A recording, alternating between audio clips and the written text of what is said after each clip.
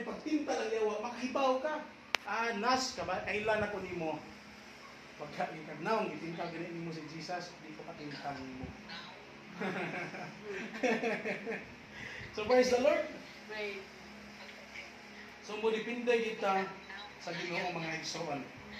Nganuman aron dili ta mangmatay sa atong mga kasalanan. Amen. Amen. Hallelujah. Wala nawato na to si Kristo sa atong kinabuhi.